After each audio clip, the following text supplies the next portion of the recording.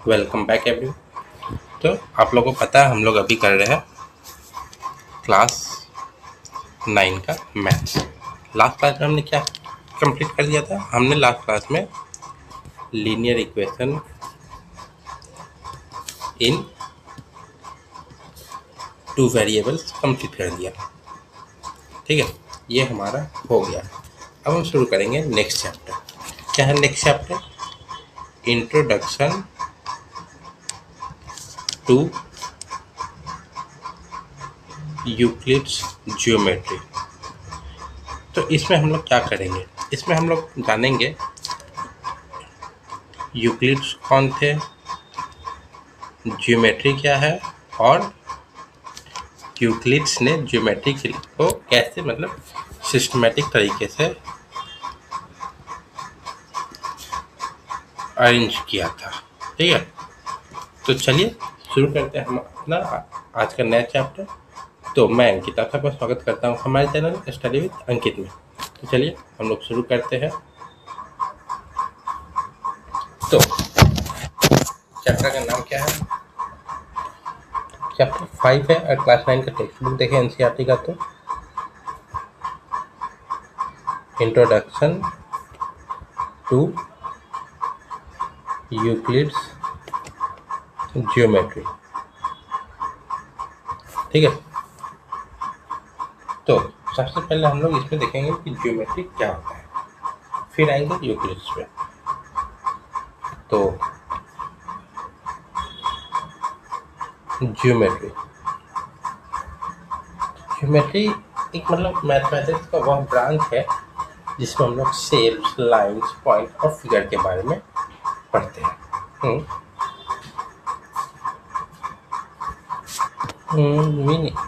Geometry mathematics, geometry is a branch in mathematics in which we study about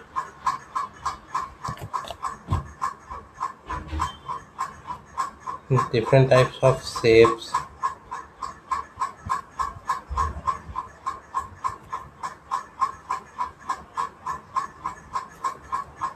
lines, point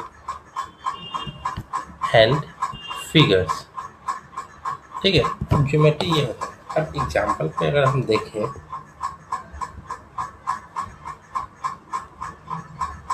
example अगर देखें तो example क्या हो जाएगा? एग्जाम्पल हो जाएगा जैसे कि लाइन हो गया, सर्कल, फिर से ट्रायंगल, फिर स्क्वायर। लाइन क्या? ये एक लाइन हो गया, सर्कल ये सर्कल हो गया, ट्रायंगल ये ट्रायंगल, ये स्क्वायर। ठीक है, फिर different different shapes, size, lines के पॉइंट्स के बारे में अगर हम लोग पढ़ते हैं तो उसको हम लोग कहते हैं ज्योमेट्री। ठीक है, ये हो गया ज्योमेट्री का। अब यूक्लिड्स कौन?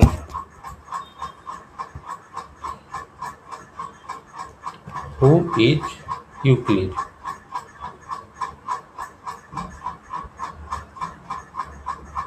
तो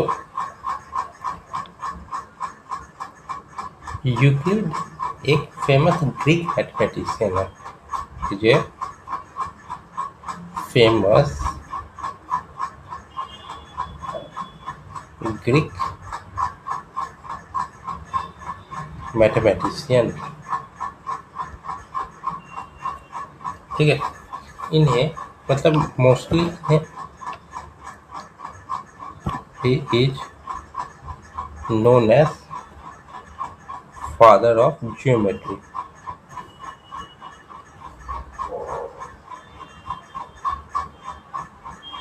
तो इन्होंने ज्योमेट्री के लिए क्या किया था? इन्होंने ज्योमेट्री को सिस्टमैटिक फॉर्म में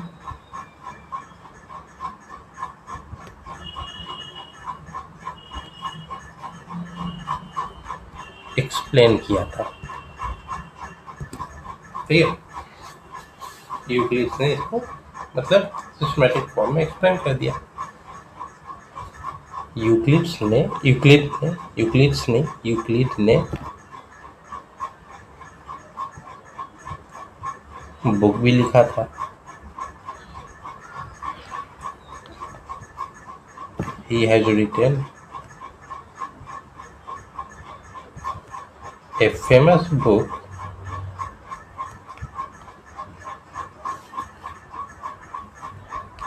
और बुक का नाम क्या था? एलिमेंट्स। इस एलिमेंट्स में क्या था? एलिमेंट्स में मतलब ज्योमेट्री के बेसिक कॉन्सेप्ट को एक्सप्लेन किया गया था। एलिमेंट्स में क्या था?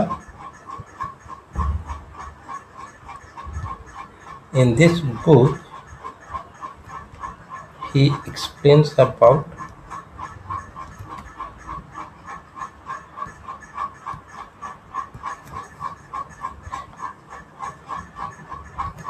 basic concepts of geometry। तो क्या था कॉन्सेप्ट?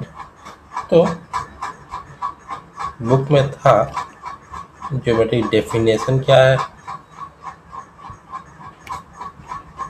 डेफिनेशन के बारे में था, एक्सियम्स के बारे में था, फिर पोस्टुलेट के बारे में था। अब ये सब क्या है? ये सब हम आगे पढ़ेंगे। ठीक है, और ये जो चीजें थी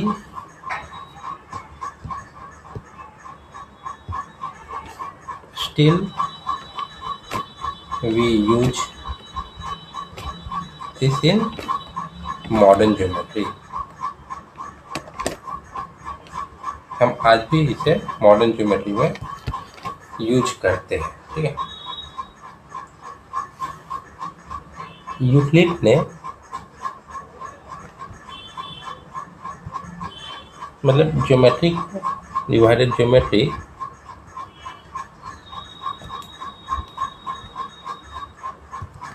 इन 3 पार्ट्स। यूक्लिड ने ज्योमेट्री को 3 पार्ट में डिवाइड किया था। पहला डेफिनेशन, सेकंड एक्सियम्स और थर्ड पोस्टुलेट। तो इन बेसिक रूल्स की मदद से ज्योमेट्री को डेवलप किया जाता है। We develop geometry with these basic rules। We develop geometry with these basic rules। ठीक है, तो अगर हम एग्जाम्पल के तौर पर देखें कि मतलब ज्योमेट्रिक ऑब्जेक्ट हम किसको बोलते हैं?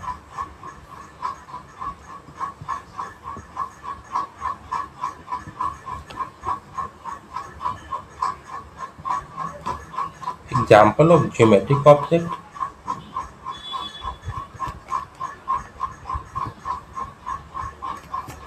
ठीक है, तो क्या क्या हो जाएगा? मान लीजिए पॉइंट हो गया, क्योंकि जितनी ज्योमेट्री सब पॉइंट से ही शुरू होता है, सब चीज।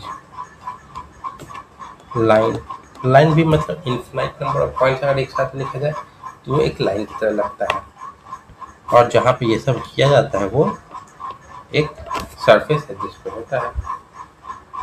ठीक है, ज्योमेट्री को समझने के लिए हमें क्या चाहिए? तो ज्योमेट्री को समझने के लिए हमें सबसे पहले किस चीज़ को समझना जरूरी है? To understand geometry we need to